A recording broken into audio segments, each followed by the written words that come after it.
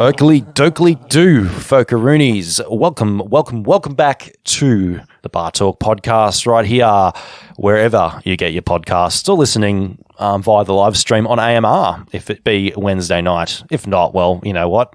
I'm not going to tell you what day it is because I don't know what day it is. What I do know, though, is I have a very special guest with me this evening. He is part of the WA electronic duo Segue, spelt the French way, so you know we're full of class right here, which, you know, I would only expect us to be full of class on this podcast. Top of the line shit, indeed.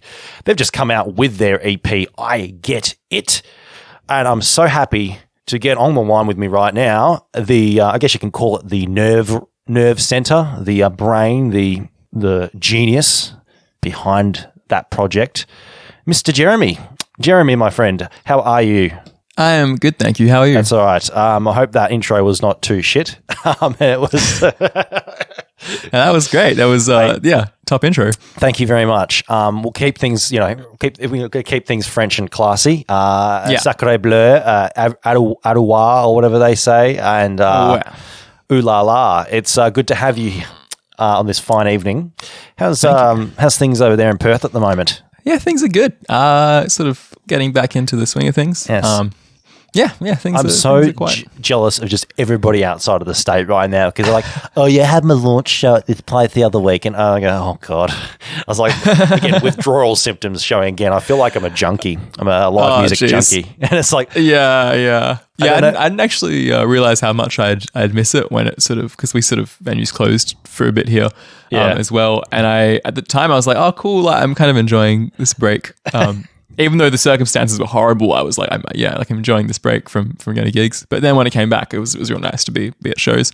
Yeah, it's like my whole schedule it just had to be uprooted because every Friday or Saturday I'd be going to at least one show from somebody I know, and then I'd go to a couple of open mics during the week. I'd be doing all the radio stuff in studio on Monday nights. All live, and then suddenly I can't do the radio, or we'd taken a break specifically, but I couldn't go back to it. I had to do it all remote. Open mics are out of the question, gigs are out of the question. It's all live stream possibly, which I've noticed now. Like after the first couple of weeks, everybody was like, live stream. This is going to be the future, and now nobody's doing anything. I guess everybody's gone suddenly too lazy. Did you notice that too? Yeah, definitely. We did a live stream in place of like a single launch a couple months ago, and I think we were just like slightly too late with it, where all the live stream momentum had died. I think it's a cool thing, the live stream thing, but I also I think I intended to watch way more than I actually watched. I was like, yeah, it looks great, I'll watch it, and then kind of there's just something. It's just something. It's so much more, substantial when it's in front of you rather than through a screen, isn't it? Yeah, definitely. There were some really great ones though. Like I watched the Mild Life one when they had like their album launch or something, did a live stream, and that was like really cool. Like they had like multiple cameras and yeah, it was actually I was not in a similar position, but I knew a good friend of ours who was in a similar position down here in the first lockdown, and they were supposed to have their single launch the week of lockdown. So the Friday was the first Friday. It was like the second day in that we've been told to lock down in our homes. And they managed to get together in a few days a proper multi-camera live stream, which was actually really good considering the time frame. And they got a good friend of theirs who was an actual audio engineer to do the proper mixing. And they had the full band. It was like 3-4 camera setup live, switching. It was really professionally done, considering, I'm guessing, the budget and the time frame they were on. And they ended up switching location. They went to instead of doing it at a bar where they were going to, they went to a warehouse, like an old, pretty much like a hangar, essentially. And they just did it in there, and it was so cool. And I thought, this is, this is going to be cool in the future. If, it's good for people that aren't, near where you're playing shows to actually tune in. Yeah, get definitely. A chance. And when I did my live stream, I noticed I could tell my friends, for example, in India that I have, I said, hey, do you want to watch me? You haven't seen me play before. Tune in. They're like, that would be really cool. So it gives people a chance to showcase the music to people who otherwise wouldn't see it. Did you find that when you did it? Yeah, to be honest, I think we had like maybe like 15 people tune in, and like half of them were relatives. But those relatives were in other parts of the world, so it was kind of a that's cool. I guess they got to see it. But I think also like the live stream sticks around. Like you can still watch it after it's yeah. You can restream, which is kind of a cool thing. Rewatch for note taking and performance improvement. Yeah, I play like in another band that played a gig that was meant to be a live stream. Okay, and it was at a venue, and they sort of like it was a gig series called Enliven, where they would put on these gigs at venues, and it was a live stream, so there'd be no one at the venue, but the bands would play on the stage, as if it were kind of a normal gig. But by the time the gig came around, venues were open again.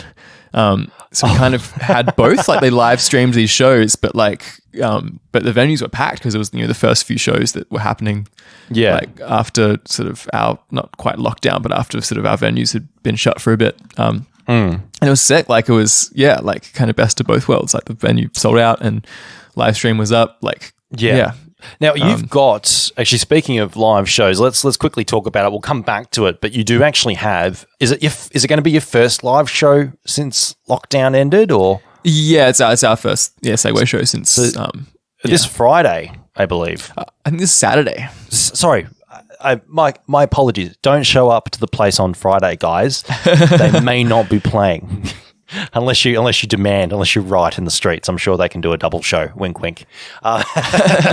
No, so so you've got your first. Are you nervous? First time back in on stage for a while. A little bit, yeah. I haven't sung in a long time, so I'm gonna have to like do that a bit before. Might want to warm up a bit. That might help.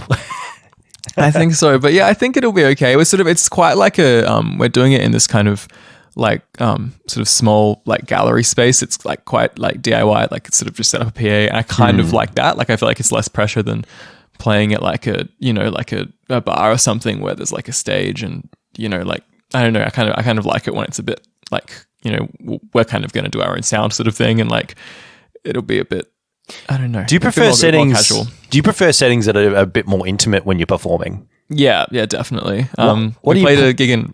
Sorry, go on. No, you go. We actually say we played a gig in the State Library at the beginning of the year, and that was so much fun. It was just like a very strange spot to play a show in, but it like there was less pressure to like bring energy. Like we could just play without having to like like we're not very energetic people. Like so it felt like more our like I guess like we could just like function on our normal plane of non-energy. Yeah, true. Is because the State Library in Melbourne, I don't know if you've ever visited Melbourne CBD before at all, Jeremy. Yeah, no, I've been to that library. I love that library. It's a beautiful old building, isn't it? Yeah. And you look inside, I think, which band did a music video in there? Like they've done performances in there, and I'm trying to think. It was the same band that did This Heart Attack, and they did another single, and I can't, do you remember? Fake It, I know. Fake It. They did a music video inside the library. But you look at it, and if you go inside, it's huge. It must have cacophonous amounts of reverb. Definitely. What about in Perth? Is the State Library there a bit similar? Or is it modern neo fucking postmodernist bullshit that they call architecture? Not as big. And it hasn't got that. Because I remember the one in Melbourne's got like the that sort of like huge like dome kind of thing. Yeah. There's nothing like that. We sort of just played like tucked away in a corner on the ground floor. But it kind of it wasn't like there wasn't like sort of a huge acoustic space or anything. But there was like just like I feel like the library kind of sounds blended well into what we were doing. Like you could hear the like elevator buzzing and stuff like that, and I kind of That's cool. That's kind of weird. That's kind of kooky, but at the same time, that's cool. Yeah, no, I loved it. I'm a library guy through and through. So for me, it was like ideal venue. Yeah, yeah. Would is that the weirdest place you've played, or is there something even a bit? Is there somewhere a bit stranger even that you've played? We played in a shipping container at Falls Festival one year, and just in my mind, like I knew we were playing in a shipping container, but I just hadn't imagined it. And when it was sort of like shipping containers are small. Like there was. We took up, at the time, we were like a 4-piece band, so we took up half of it. Yeah. And the other half was just like our few, handful of friends who happened to be at the festival. Which falls? It would have been 2018, I think. Because there's there's like several locations. Right, Fremantle. Oh, that's right. I forget you guys have one over there. See, sometimes our listeners forget that there's like a whole other state beyond the desert. Like yeah. national tour, Sydney, Melbourne, Brisbane. And you guys be like, excuse me. Whereas, it's. I think Fall's only started coming here in the last 3 or 4 years anyway. Like it's been a recent thing. But I think we were playing at the same time as like Noel Gallagher or something, or Liam Gallagher, whichever one was touring. So basically everybody that hated Oasis just came to your section of the ground. Yeah, pretty much. And for some reason, I was like in the middle of the set, I was like, fuck it, let's cover Wonderwall. So we played Wonderwall, and it was like, I you know how everyone knows how to play the beginning of Wonderwall, but no one knows how to play anything other than that? Yeah, because it's just like a suspended second all the way through, isn't it? I think it might derivative. Be. But yeah, we played it. It happened. I don't know if it should have happened, but it did. Did you? Okay, so who's the biggest? I wasn't expecting to ask this question, but who's like the biggest musical name you've met in person? I don't know actually. You didn't meet Noel Gallagher at Falls. We had sort of, I think we even had like backstage passes. We were sort of just like, playing in a shipping container. Like, didn't meet Noel Gallagher. We were back. Yeah, we met. We had cake and caviar with them. No. Oh wow! I think the first concert I ever went to as a kid was Split Enz. Oh okay. And I met all of them, but I was like 9 or 10 years old. But that's cool. I think because my kind of uncle played drums in the band. Right, okay. I don't know. It's sort of like my auntie's brother-in-law, but it's like my not a blood relative, but like so sort of, And I think we like got free tickets and afterwards went backstage. Wow, I think 9-year-old me didn't realize like that what I was smelling was the smell of weed burning. Smells a bit earthy in here. What's that cologne you're wearing? It's a little bit green. Did you come out a little bit dizzy at the end? I can't walk straight. I don't know. Maybe I would be a different person if I hadn't entered that room. Mum, I want a kebab. No. Have me a chicken kebab. Extra hot sauce. But I think that might be maybe the most famous musician I've met. I don't know. We'll come back on that. We'll ask that again at the end. There'll be like the supplementary question before the end of the show. So going back to the original question. Yeah. Anyway, we should probably. We've just spent 10 minutes. Like we're here to talk about the EP. Spend 10 minutes talking about Falls Festival and how you met the Finn brothers. Anyway, I digress. Congrats on the new EP. Thank you. It is a bit of a departure from your previous material, as we were discussing off mic. And as you mentioned before, you used to be a 4-piece indie rock band or, indie electronic rock band. I don't know what you describe it as. It's some bullshit genre. Who knows? We were sort of, with guitar, bass and drums and like token synthesizer. Yeah.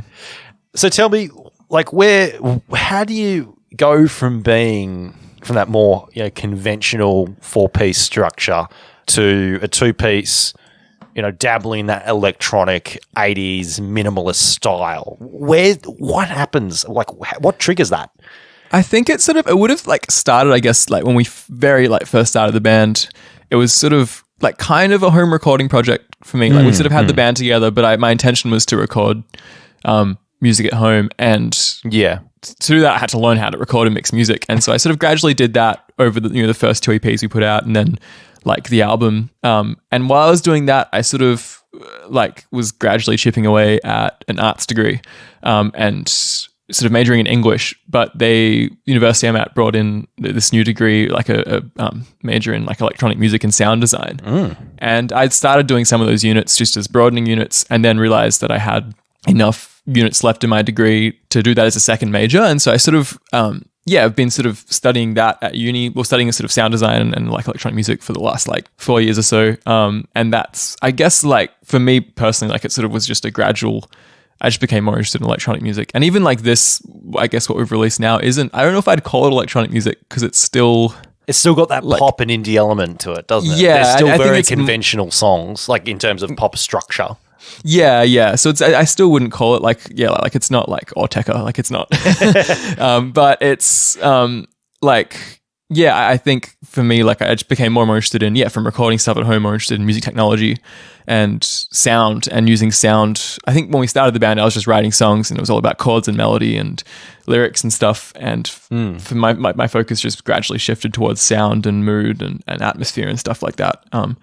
And I guess this is this EP is sort of what that's led to. Like it's kind of a compromise between the two, I guess. So you really became just fascinated by the sounds of it with the hardware and the equipment. And am I gauging that right? Yeah, pretty much. But I guess like the potential of that equipment to to kind of like evoke something like, I think like one of the first I guess electronic albums I really got into, was, Another Green World by Brian Eno, which is sort of like his first album. His albums before that had just been like sort of almost like glam rock albums, or like very like almost like theatrical kind of rock music. And then he made this album that was like as much ambient as it was songs. What band was he started? It was Roxy Music he started in, wasn't it? Yeah. So he started, and I think his job in that band was just processing what everyone else was doing through a synthesizer. So it kind of just like taking in all the craziness.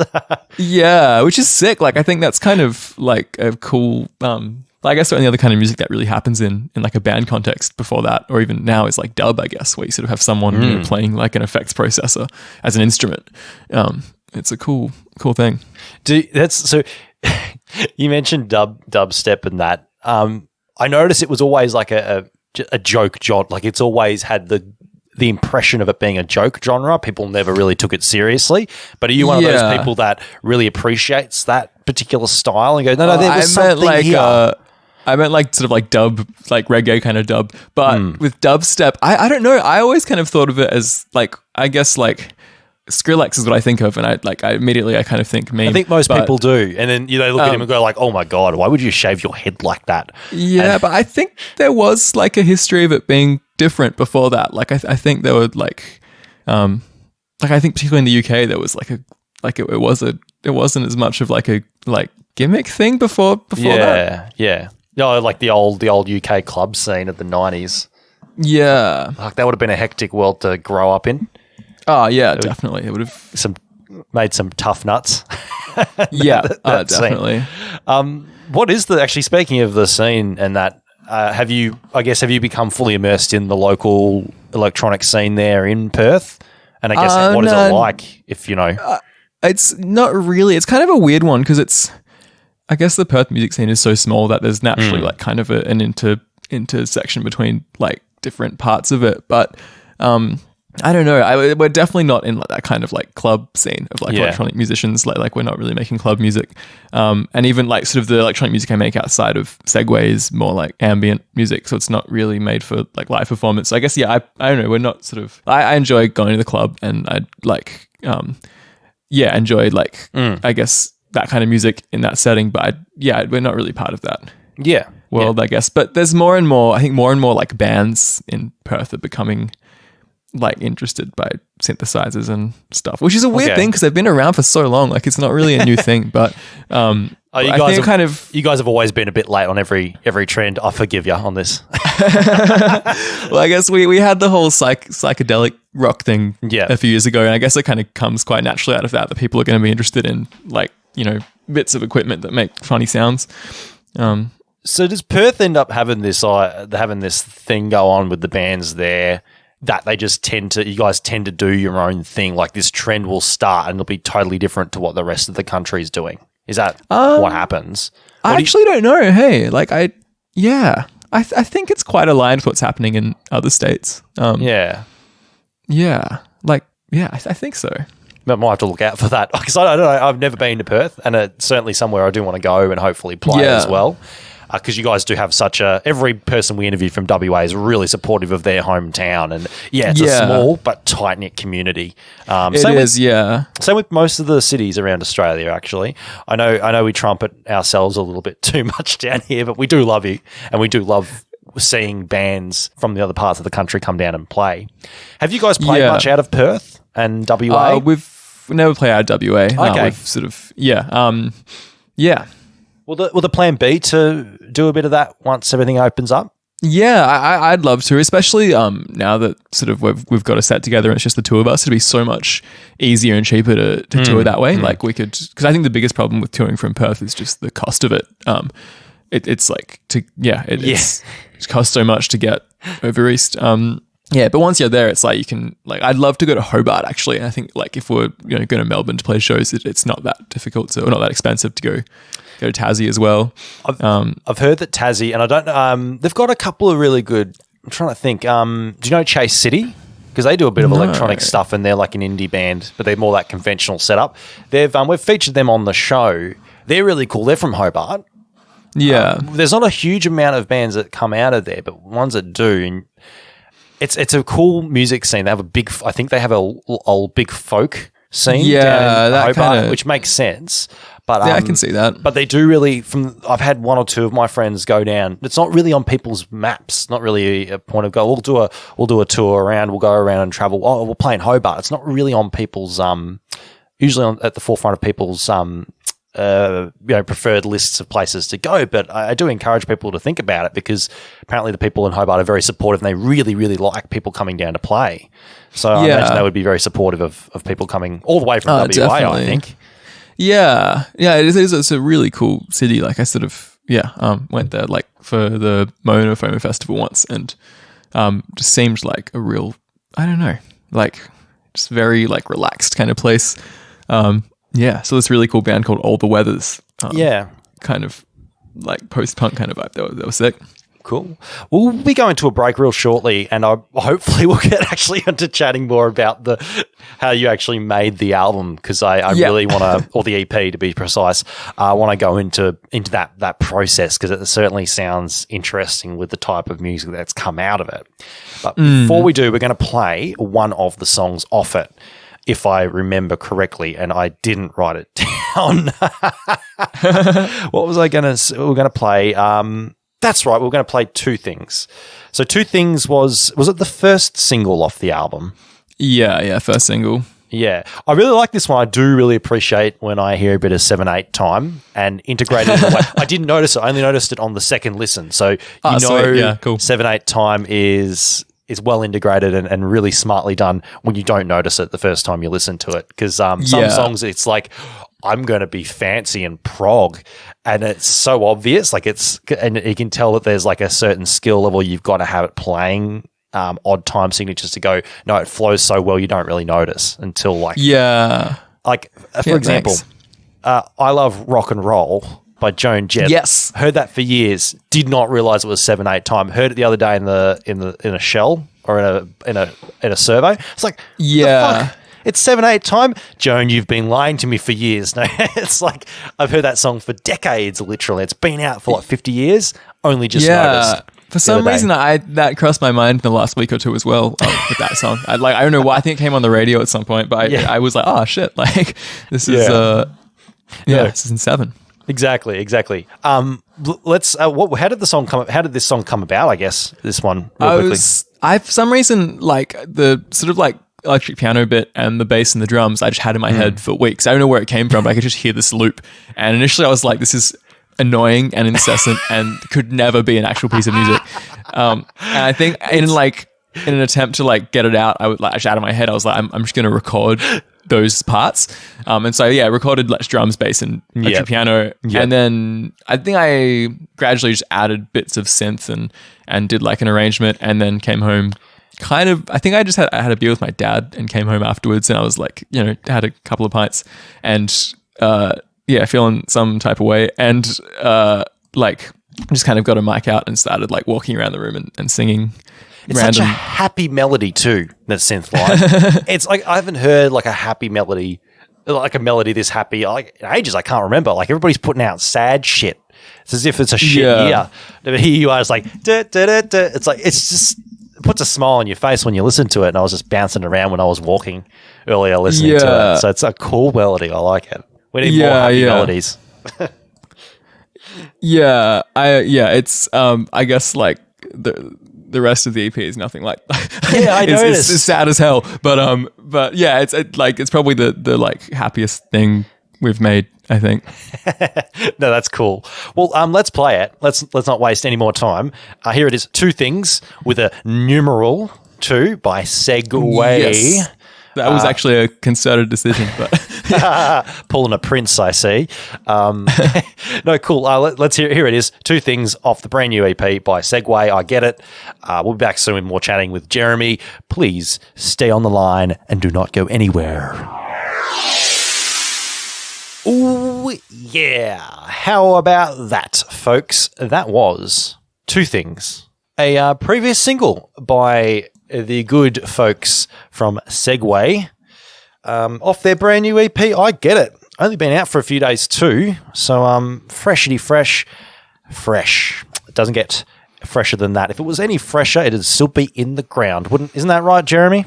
Oh, that's exactly where we get our music from. Damn right. It's a carrot of a track, segueing from that topic to what we were going to talk about, which is the EP. Now, yes. I will, as we were saying before the interview, this sort of style of music is not really something I've delved into too much. Electronic, I don't know a huge amount behind the history about it. I know obviously a general amount, but obviously you're way more knowledgeable than I am.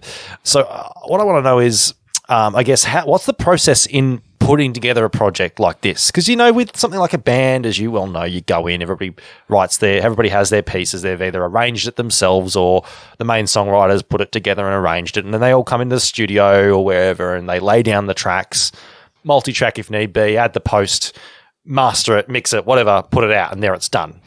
Yeah. With something like an electronic, well, an album that's more infused with these electronic sounds and more focused on, synths and drum machines and that sort of thing.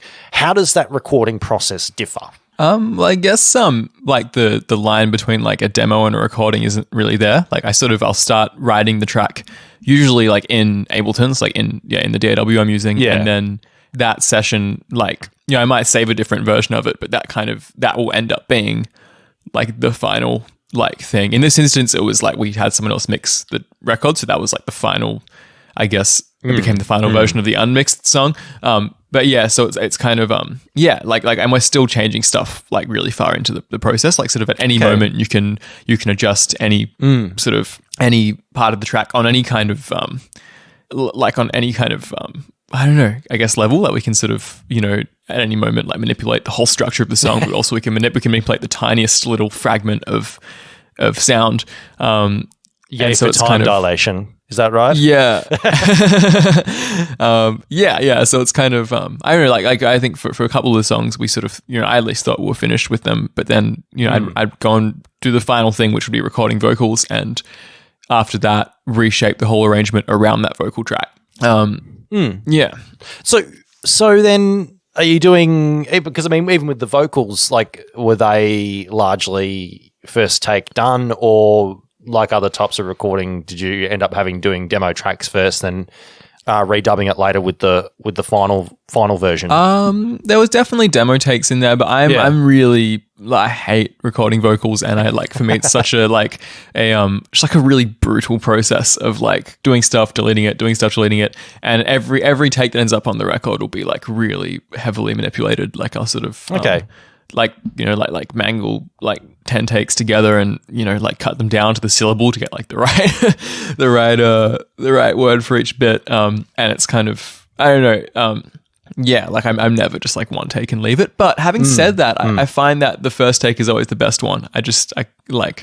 But I'll keep going and going. Like I sort of, for some of the tracks I recorded the vocals with my friend Rian, and he was like he'd sort of be like, if you're not going to, like if you can't get it in 5 takes, you're not going to get it, kind of thing. Like do 5 takes and that's enough. Like it's not going to get any better from here. So this was Daniel, your partner. No, this was Rian Tan who mixed the record. So yeah, I did some vocal tracking with him as well, and he's got, I like his like, anything you can do in 5 takes kind of vibe. So did you end up doing like half the production at like in your home, like in your bedroom studio or whatever, and half in a studio? We did, most of it was at home. We just, I think there was maybe like half of the vocal tracks I recorded at Rian's place. Yeah. And I think 2 of the songs have live drums, and we did the live drums at his place as well. Okay. And then all the mixing was at his place. A little bit of analog for the folks at home. Yeah. Just enough for the boom to keep the boomers happy. Yeah. No, I was going to say, so were there any synthesizers? Was it all digital synthesizers, or did you end up having some analog synthesizer? I think it's actually mostly analog, or mostly hardware at least. Like a lot of it is, I think it's mostly hardware. What's your favorite piece of hardware that you've got? I've got a Yamaha DX7 I really love. Like original 80s. Yeah. Ooh, that's sexy. Probably. I just bought a tape machine actually from Rian, who mixed the record, which is also becoming one of my favorite tape machines bits are of coming gear. back. Is the EP like run through the tape machine after it was mixed? Nah, but I think the drums on 2 things we recorded the tape. That's a tape track. Our sometimes co-host, Vass, he's a producer, and he just bought a similar thing, an old style, and it plays the cassette size tapes. Cool. What he's going to do every time we record, and when we do some recording together, is we're going to mix it, and then he's going to run the whole thing through the tape. So I know a lot of people do a similar thing. I know another producer, when I've recorded with him, we played like my digital piano, but then what he did is, to get a more warmer analog sound, he's then just stuck a mic in front of this really nice speaker and then re-recorded it through that. So yeah. What I'm finding is, like, we're not reverting, but we're sort of finding, producers these days are finding workarounds to get that warmer analog sound, even if it was originally synthesized in a digital way, because there's just something about that warmth that you get on tape, or that warmth that you get through an actual speaker, and applying these older techniques. I think it can just glue everything together if everything's going through it as well. Yeah. Like it's, just kind of make stuff that sticks out, kind of not stick out as much. Are you one of those people that is more like, oh, it's got to be warm, it's got to be textured, it's analog's the best, or are you more like, you know what, we can do it just as well digital these days, it doesn't really matter? Like, where do you sit on that side? I don't know if I'm either of them. Hey, like I sort of, I kind of would just use whatever's on hand at the time. Like I don't think I'd ever retrack something so I didn't have the right piece of gear. Like I'd rather just like kind of find something that works, or find something different than like wait till I had the right piece of equipment. Yeah. But I don't know. There's like I think like 2 things, for instance, like that. There's like an electric piano and 2 synths, and one of those synths is analog. The other one is just like Ableton's stock like analog emulation synth. So it's like digital but analog modeling, and and like I didn't. I don't know. Initially I was like, oh, I'll go back and retrack this through, like a nicer like analog synth. But at the end of it, I was like, like it sounds right to me, and it's, I don't know. It's I'm starting to love the computer more and more, and like for its convenience, or for what the doors that it opens in terms of the sounds and textures that you can get. Yeah, just how much you can manipulate stuff, and also how much you can make it do stuff for you. Like not in terms of like making stuff quicker, but you can sort of like I guess like create little like systems that kind of make sound in an unpredictable way, which I kind of like. So it sounds like moving forward, you're going to really try and push the boundaries of what tools you have and what they can do to make these new textures and new sonic palettes. Yeah, I think so. I think that's kind of where I'm keen to get into going forward. Do you think that you'll be one of those people that sort of like bounces back and forward between styles as you progress through your releases, or you think that, no, I want to explore the electronic side even more and more, I want to keep going down the path I'm going? I don't know. I think it's hard to say, because in any one moment I'll be completely convinced by whatever I'm into at the time. So if like I'm really into one type of music, I'm like, yeah, this is what I want to do forever. But then a year later I'll be like, no, that's like I want to do a new thing. I think the like only logical conclusion is going to be like folk music, where I just like just like you've done the time, you've done the crime, now do the time. Yeah. It's just like you get that overloaded with electronica that you're like, you know what, fuck it all. I just want to go back to caveman, I think it's gonna like, I think I can't see it right now, but I also know that at some point I'm gonna become really interested in folk music Keep going, keep going. Oh, as like a, I guess like a, what's the word? Just like as the antithesis to, to electronic music. Yeah, it's weird. Like art, I don't know how much you're into art history and that, but it's not just a music thing. But it's like you can see it in every form of art, whether that be literature, painting, obviously music.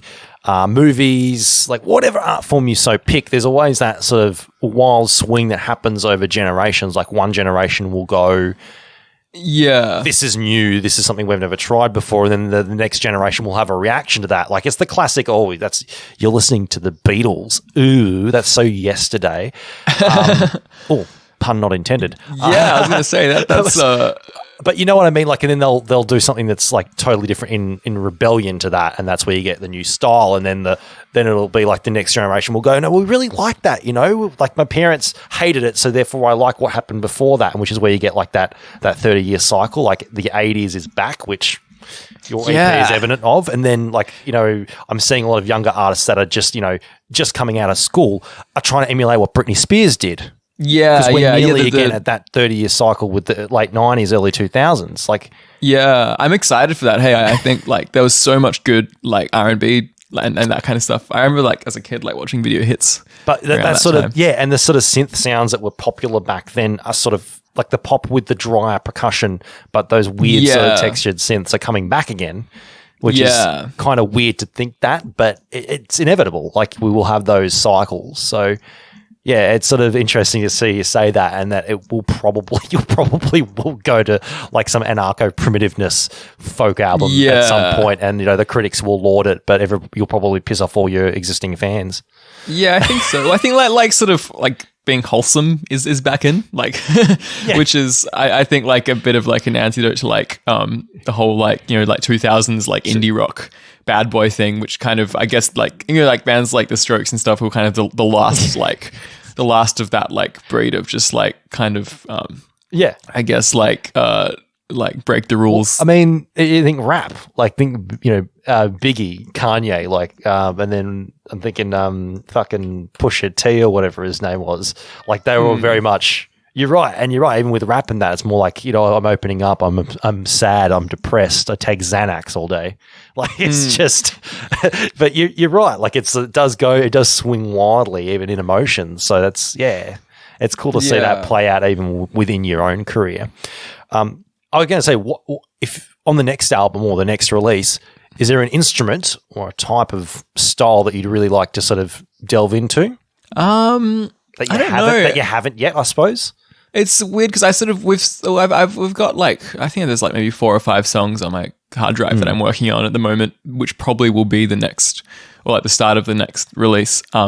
And a lot of it, I'm kind of really interested in like, I guess like more like digital percussive kind of synthesized sounds, like sort of like I don't know. I listen to a lot of like, I guess like ambient and environmental music stuff like Hiroshi Yoshimura and stuff where it's kind of I guess like synthesizers trying to emulate like real natural processes. And I don't know, just those kinds of sounds I've been getting into, but I have been kind of exploring that in sort of different music that I've been making sort of outside of Segue. So I'm not sure, like I think the new stuff is still quite like 80s-ish, like kind of like the Blue Nile of Yeah.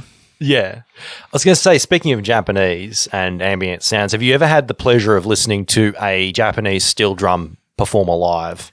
No, I haven't. It's tick it off your bucket list because I was very fortunate they used to live down in Melbourne, this guy from Darwin actually, and his mate from Japan. I can't remember what part of Japan he's from, but the guy who used to play very percussive guitar, and the Japanese fellow, he was percussion only. So it was a very rhythmic sort of duo going on. They were really cool. It was all instrumental. Incredibly good performers. So the guy would have, like the playing percussion would have a cajon, a cymbal, he'd have strings and not strings, like beads and that to make these different sounds. And one of the things he played on a lot of the softer tracks was a Japanese steel drum.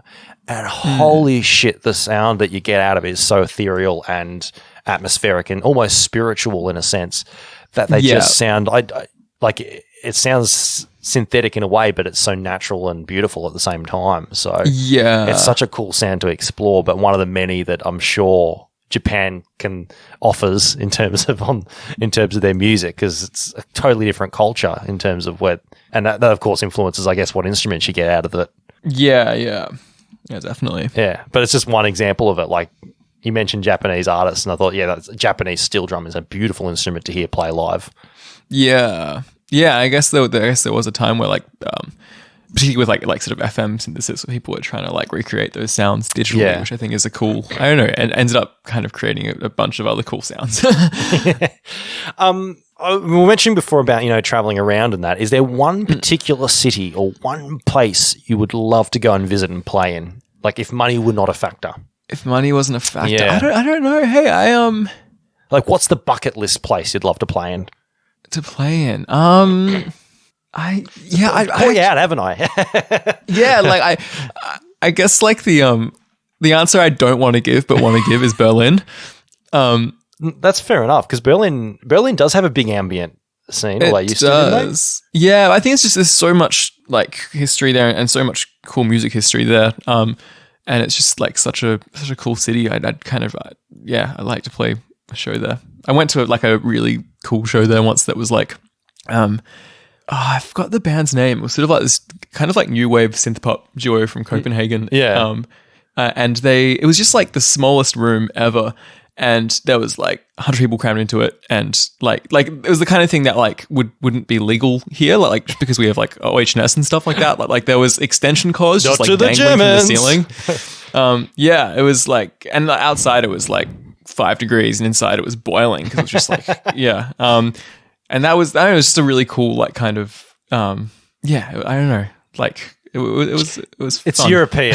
It's European. Just say it's European, and people will nod and smile. Yeah, but they I do think things differently over there. It's all very in your face and a little bit too sexual for your liking. So Berlin does really sound like a great artist city to go and visit, and certainly somewhere I'd like to go. So yeah, that's cool. Yeah. Cool. It's I've had a friend that lived in Berlin for a while, and he reckoned it was just like it just nearly killed him. And he put out an album a few years afterwards, said Berlin will kill you. So he reckoned it was like something that consumed him to a weird extent. Yeah, I could definitely see that. I think any of those side of like world cities would do it. Yeah, apparently LA has that similar effect. Like I was talking to someone who was an aspiring actress, and we were having this discussion, and I remember I was mentioning Lorde has mentioned it she had mentioned it in a interview not long before I was having this conversation. I said, do you find the same experience? And she said, absolutely, it drains you. But again, it's a very creative city. There's a lot of artists that live there. So I don't know whether it's maybe that I've heard there's studies out there that say that tiredness helps you create better, or like puts you in a mood where your mind sort of half switches off. So you come up with these ideas that you wouldn't otherwise think of, because you go, oh, that would be stupid, I wouldn't put that down.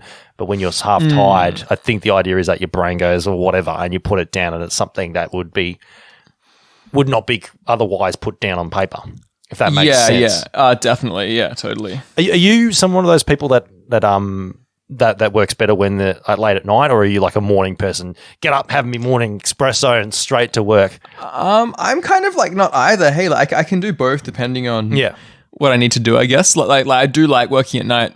I don't know why, but I've been sort of at the moment been like getting up because I work nights. And so I've sort of been getting up at like 9ish and just working on music through the day and then going to work at night. But on nights that I'm not working, it's kind of nice to just like work into the night, I guess. Cool.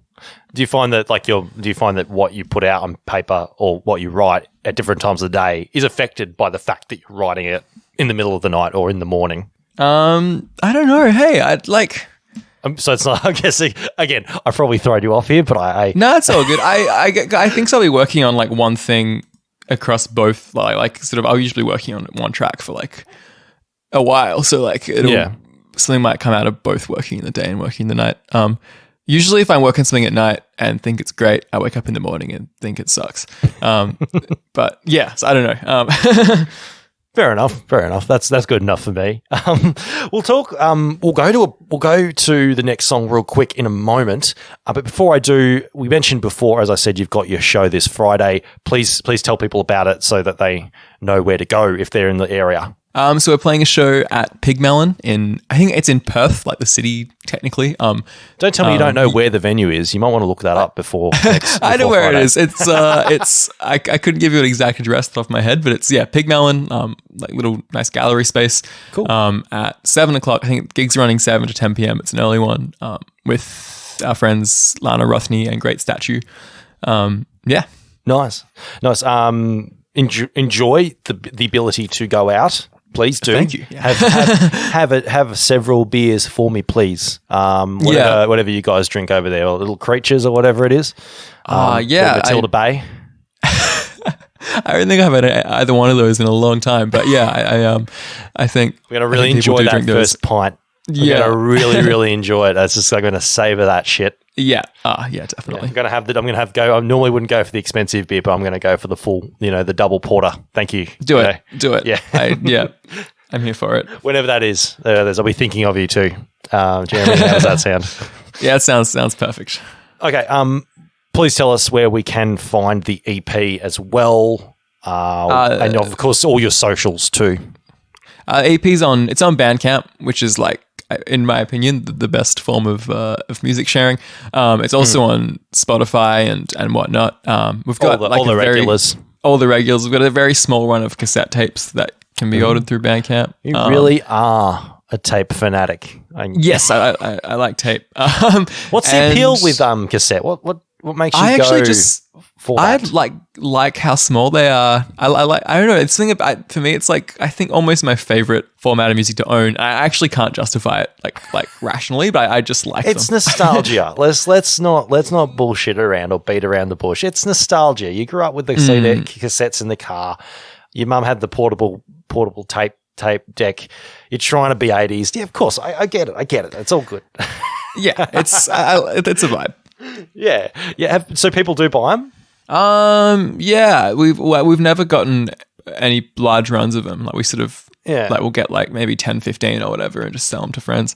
And people actually play them, or they go, "Oh, this is cool novelty." I don't know. I play cassettes when I buy them, but I definitely, I don't know. I've never. Interesting. I assume they play them. I hope they play them.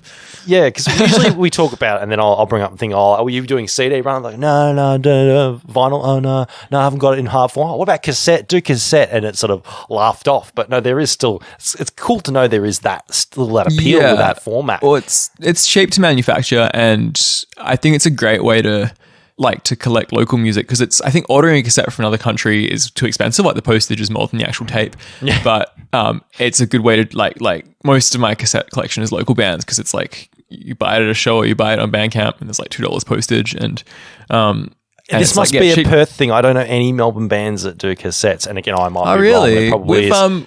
It's a Perth thing, by the sounds of it. It might be. Our friend Kyle runs like a little tape label called Space Cassette, so he makes our tapes and makes, I think, everyone in Perth tapes, to be honest. There's a few people who are doing it though. Go back to my comment about you guys being just a little bit behind everyone else. So I'll forgive you for that discretion. Don't worry. So I'm guessing you guys sell all that sort of stuff on your Bandcamp, yeah? Yeah, it's on Bandcamp. And your socials: Facebook, Instagram, YouTube, Twitter. Yeah, we've got Instagram and Twitter. They're both, I think our tag is Segue with 3 S's. And yeah, Facebook, Segue. All that stuff. I think we've got a YouTube account. There's a full stream of our like previous album on YouTube. Cool. And it's all up there. Nice. Well, I won't keep you any longer, because I believe we were supposed to finish about half an hour ago. Classic. How does that always happen? I always overtime. No. Thank you very much to Kate and the crew from Group Therapy Records, please. One of the newer additions to our PR list. So thank you so much, Kate. You awesome son, you awesome lad. Yeah, could have worded that better, but I won't bother doing a second take. No, thanks, Kate. Keep it real. I would be keen to see you guys in Melbourne. So please let us know when you're coming across the Nullarbor. Sick. And it'd be good to meet up in person, hear a bit of the Perth sound going on. Yeah, cool. Sounds and good. Maybe get a cassette. I don't have a cassette player, but I if you still have a cassette, I will grab a cassette off you for the sheer, what the hell of it, Yeah, sounds good. Fair enough. Of course, go and check out the EP, guys, as well. Thank you so much, Jeremy. Say hi to your partner, Dan, or Daniel, whatever he prefers to go by. And thank you for putting out some great music. Sick. Sounds good. Thanks for having me. No worries. We're going to go on the new single, you said. Is that right? Is it? Yes. Yes. It is the title track of the EP. Give me a quick rundown on what it's about, what you were thinking about when you put it down in the studio. Well, it's sort of this was the first track we started recording, I think, for the album, and I think we started recording it when we were still like, I guess, in the period between finishing our previous album and putting it out. Yeah. And it, I don't know, it's kind of like a bit of like a, I don't know, like I think Daniel, like we both are really into the Blue Nile, and he kind of talks about them like channeling this thing of dancing while crying. Yeah. I think that's kind of the vibe of it. It's kind of like upbeat and like danceable, but also like just kind of melancholy and whatnot. Yeah, with a bunch of Julian Casablancas rip-off vocal melodies and stuff. Fair enough. Well, mate, nice, short and sweet. I like it. Thank you again. You may as well take us out. Tell us what we're listening to, the song, and of course who you are. Most importantly, you're listening to "I Get It" by Segue. I am Jeremy from Segue. Thank you for listening. Cool. What show are people listening to? I'm not gonna AMR. AMR, yeah. I forgot for a moment. That's fine. That'll do. Here it is, folks. AustralianMusiciansRadio.com